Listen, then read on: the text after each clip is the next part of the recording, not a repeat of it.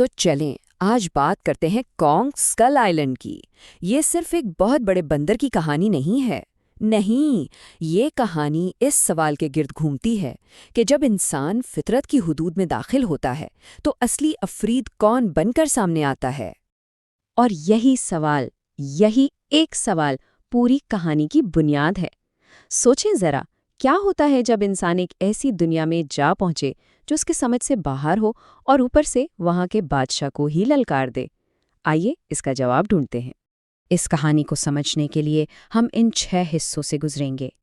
پہلے دیکھیں گے طوفان میں چھپے اس جزیرے کو، پھر کنگ کانگ کے قہر کا سامنا کریں گے، اس کے بعد جزیرے کے راز اور دوسرے راکشسوں کو جانیں گے، پھر یہ سوال اٹھائیں گے کہ کانگ محافظ ہے یا تباہ کرنے والا، میجر کے بدلے کی آگ دیکھیں گے اور آخر میں پہنچیں گے آخری مقابلے پر۔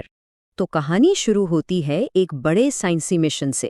سائنسدان ہیں، فوجی ہیں اور ان کو لیڈ کر رہا ہے میجر بلیک۔ منزل ایک ایسا جزیرہ جس کا کسی کو نہیں پتا، جو ہر وقت ایک خوفناک طوفان کے پیچھے چھپا رہتا ہے۔ ان کا مقصد تھا تاریخ بنانا، لیکن انہیں یہ نہیں پتا تھا کہ وہ خود ایک ایسی تاریخ کا حصہ بننے جا رہے ہیں جسے بھلانا مشکل ہو جائے گا۔ اور جزیرے پر پہنچتے ہی پہلا کام کیا ہوتا ہے؟ سائنسی تحقیق۔ اور اس تحقیق کے نام پر وہ زمین پر بم گرانا شروع کر دیتے ہیں۔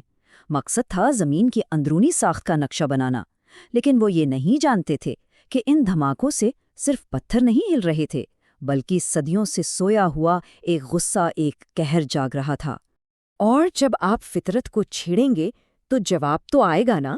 اور جواب آیا، بہت جلدی آیا، ایسا جواب جس نے آسمان سے آگ اور تباہی برسا دی، کیونکہ جزیرے کا بادشاہ جاگ چکا تھا۔ ذرا سوچیں، آپ جدید ترین ہیلی کاپٹر میں ہیں، خود کو دنیا کا فاتح سمجھ رہے ہیں، اور اگلے ہی لمحے ایک پورا کا پورا درخت ایک میزائل کی طرح سیدھا آپ کی طرف آ رہا ہے۔ یہ کوئی عام حملہ نہیں تھا، یہ ایک پیغام تھا، ایک اعلان تھا کہ یہاں تمہاری نہیں، میری حکومت چلتی ہے۔ اور اسی ایک پل میں ان کا سارا غرور، سارا گھمنڈ مٹی میں مل گیا۔ اور یہ کوئی چھوٹی موٹی ٹیم نہیں تھی، پورے 17 ہیلی کاپٹرز تھے ان کے پاس، جدید فوجی طاقت کی ایک زندہ مثال۔ انہیں لگتا تھا کہ انہیں کوئی چھو بھی نہیں سکتا، لیکن وہ یہ بھول گئے تھے کہ وہ کسی اور کی سلطنت میں اس کی اجازت کے بغیر داخل ہوئے تھے۔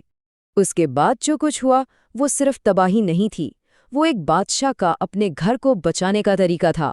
کانگ نے ان ہیلی کاپٹروں کو ایسے مسل دیا جیسے وہ کاغذ کے کھلونے ہوں، ایک ایک کر کے سب کو۔ پیغام بالکل صاف تھا، اس جزیرے پر تمہاری مشینوں کی نہیں، فطرت کی حکومت ہے۔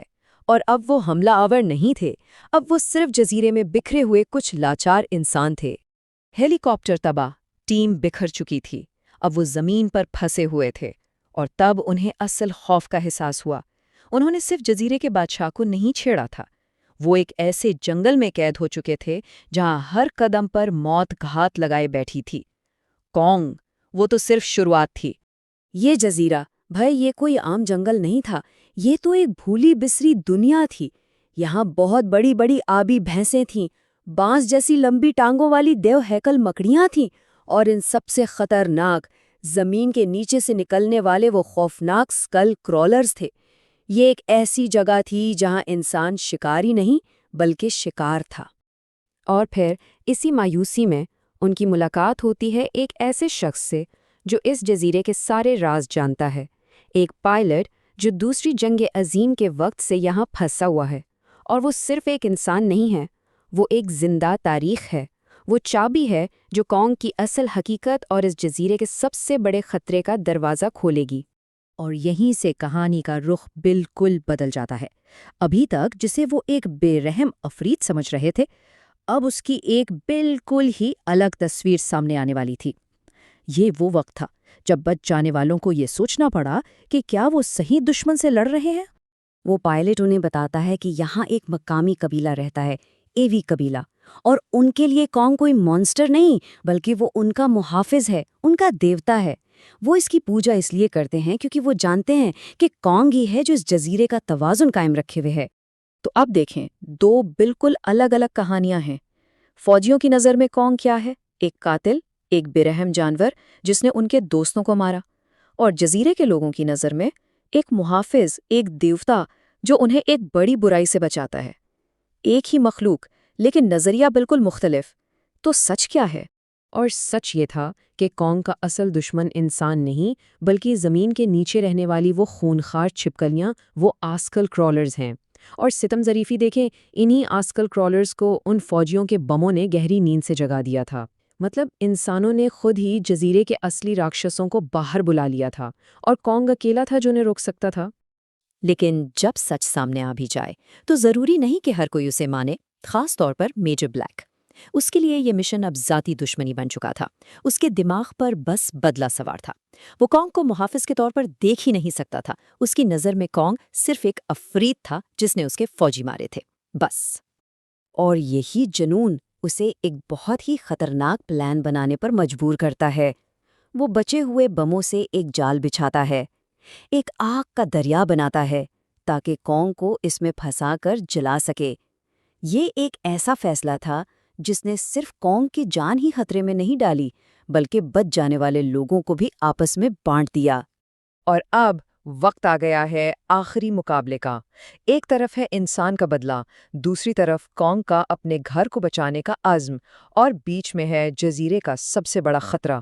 سب کچھ اب ایک ہی جگہ پر ٹکرانے والا ہے۔ میجر بلیک زخمی کونگ کو ختم کرنے ہی والا تھا کہ اچانک زمین پھٹتی ہے اور اس میں سے نکلتا ہے سب سے بڑا، سب سے خوفناک اسکل کرالر۔ اصل عفریت اب سب کے سامنے تھا، اور اسی لمحے انسانوں کو یہ احساس ہوا کہ وہ اب تک غلط دشمن سے لڑ رہے تھے۔ اور اس آخری لڑائی میں کونگ صرف جانوروں والی طاقت نہیں دکھاتا، بلکہ اپنی ذہانت بھی استعمال کرتا ہے۔ وہ ایک پورے درخت کو اکھاڑ کر اپنا ہتھیار بنا لیتا ہے، ایک پرانے جہاز کی زنجیر سے آسکل کرالر کو قابو کرتا ہے، اور پھر وہ ایک ایسا کاروبار کرتا ہے جس سے یہ بات ثابت ہو جاتی ہے کہ اس جزیرے کا بادشاہ وہی کیوں ہے۔ اور لڑائی جیتنے کے بعد وہ تھکا ہارا بادشاہ اپنی سلطنت میں واپس جانے سے پہلے ایک لمحے کے لیے رکتا ہے۔ وہ بڑے آرام سے ایک انسان، ایک سائنسدان کی جان بچاتا ہے، اور اس ایک چھوٹے سے لمحے میں وہ دکھا دیتا ہے کہ وہ اصل میں کون ہے، ایک محافظ، ایک تباہ کرنے والا نہیں۔ اور آخر میں کہانی اس ایک سچائی پر آ کر ختم ہوتی ہے کہ انسان آتے جاتے رہیں گے، لیکن کنگ ہمیشہ اپنے اس جزیرے کی حفاظت کرتا رہے گا۔ وہ اس جگہ کی روح ہے۔ تو یہ سب دیکھنے کے بعد سوال پھر وہی ہے، اس کہانی کا اصلی راکشس کون تھا؟ وہ دیو ہیکل جانور جو صرف اپنے گھر کی حفاظت کر رہا تھا، یا وہ انسان جو بدلے اور غرور میں اتنے اندھے ہو گئے تھے کہ انہیں دوست اور دشمن میں فرق ہی نظر نہیں آیا؟